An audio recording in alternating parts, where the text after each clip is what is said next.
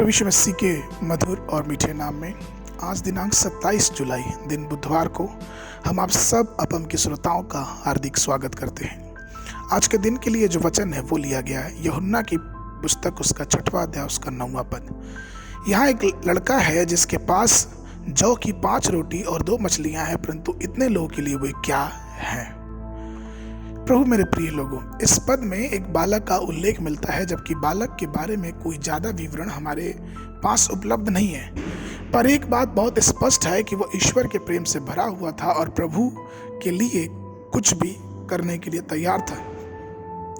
वह इसलिए क्योंकि उसे प्रभु के लिए गहरी लालसा थी और इसी कारण वह जंगल में परमेश्वर का वचन सुनने के लिए आया था। उसकी माँ ने उसे खाली हाथ नहीं भेजा, बल्कि उसे 5 रोटियां और 2 मछलियां दे दी। चूंकि बालक यहोवा के वचन का भूखा था, उसने अपनी शारीरिक भूख की परवाह नहीं की। ताजुब की बात तो यह थी कि रोटी और मछली 3 दिन तक खराब भी नहीं हुई।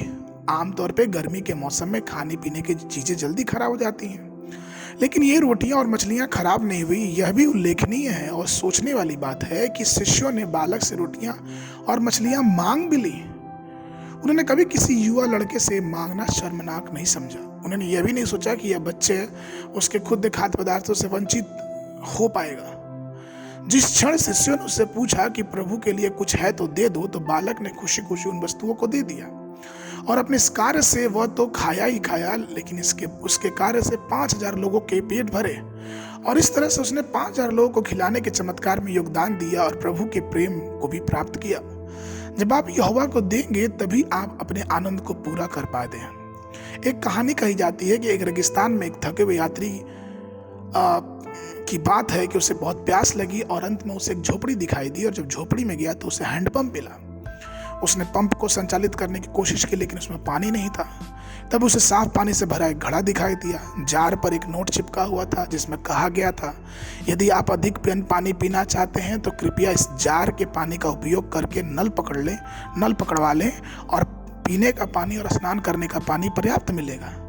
यात्री ने उस निर्देशों का पालन किया और हैंडपंप में पानी डाल दिया और हैंडपंप पकड़ लिया पानी और उसने बहुत आयस से उसकी प्यास बुझाई और वो जितना भी कार्य था उसने बहुत आयस से कर लिया।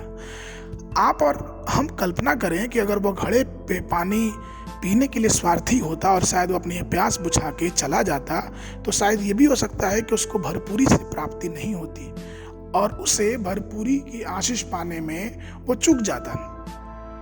इस छोटे से वचन और छोटी सी कहानी से हमें ये सीख मिलती है कि हम परमेश्वर को अपना सब कुछ दें और तब अपने जीवन में देखने पाएंगे किस प्रकार से परमेश्वर हमें कई गुना अपनी आशीषों से भरता है।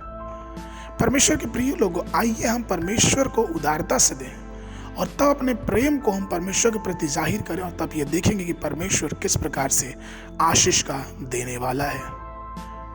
आज के वर्णन के लिए जो पद है वो लिया गया है गलतियों की पुस्तक उसका 6वां अध्याय उसका 9 पद। हम भले काम करने में हियाव ना छोड़े, क्योंकि यदि हम ढीले ना हो तो ठीक समय पे कटनी काटेंगे। बाइबल अध्ययन के लिए सुबह के समय भजन संगीता की पुस्तक उसका 43, 44 और 45 अध्याय। संध्या के समय प्रेरितों के काम उसका 27 अध्याय 27 पद से लेके 44 पद तक। परमेश्वर आप सबको आशीष देवे।